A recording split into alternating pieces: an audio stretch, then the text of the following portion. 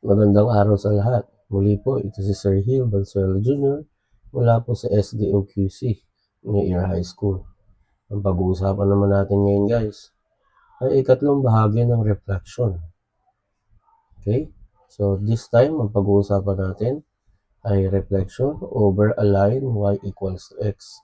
So isa na itong linear equation. So mapapansin nyo po, no? Dito sa ating graph, no? Ito na siya. So this is line y equals to x. Ayan. Para ma-highlight natin siya. Okay, dito, mayroon tayong susundin na rule, mga idol.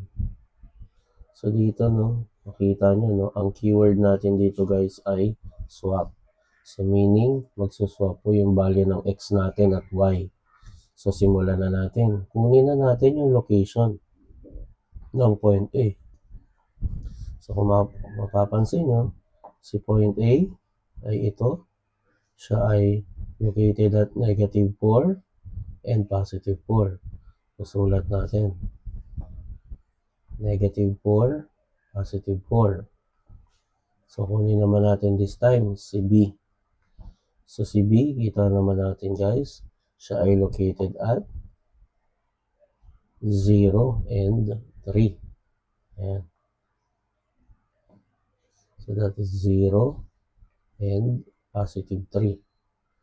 So si C naman guys, tingnan natin, siya ay located at negative 5 at positive 1.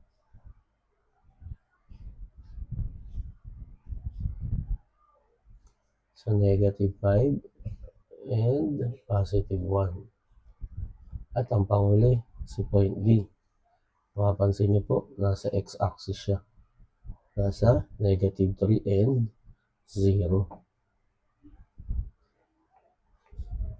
At nakuha na natin yung eksaktong lokasyon ng quadrilaterals ABCD natin. So this time guys, ang gusto natin mangyari is to reflect ito sa line y equals to x. So tandaan, ang keyword swap. Pagpapalitin lang natin yung value ng x and y at makukuha na natin yung mga bagong location natin. At yung mga bagong location na yan, tatawagin natin A prime, B prime, C prime, at D prime. So, swap. So, remember, ito si x, ito si y. So, lahat ng y mapupunta sa unahan. Siya na yung magiging x. At lahat ng x, siya naman yung magiging y. So, gagawin na natin. So, this time, this will turn into 4, negative 4. Ito naman ay 3, 0. Ito naman ay 1, negative 5. At ito naman ay 0, negative 3. So, yan po yung ibig sabihin ng swap. So, ready na tayo guys para i-plot yung mga points para ma-graph na natin. So, unahin natin si point A. Siya ay located at positive 4 sa x, negative 4 sa y. So, tawagin natin to A prime. Sunod na natin si B prime. Si B prime ay located at 3, 0.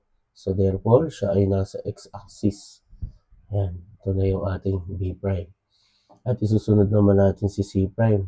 Siya ay located at positive 1 at negative 5 naman sa y. So, ito na yung ating C prime. At ang panghuli, yung ating D prime ay located at 0, negative 3. So, ito naman siya guys. So, ito na yung ating D prime. At pagkatapos, pwede na natin i-connect yung mga points gamit ang straight line. Pagpaumanhin nyo na po, freehand lang po ang gagamitin ni Sir J. Kaya hindi ito perfect na straight line. So, pag kayo na po ang gagawa, gamit po kayo ng ruler para mas straight po ang ating figure. Ayan. Alright. At ito na po ang ating translated figure. So, kung mapapansin niyo po, pareho lang po yan. Or reflected figure over y equals to x, no?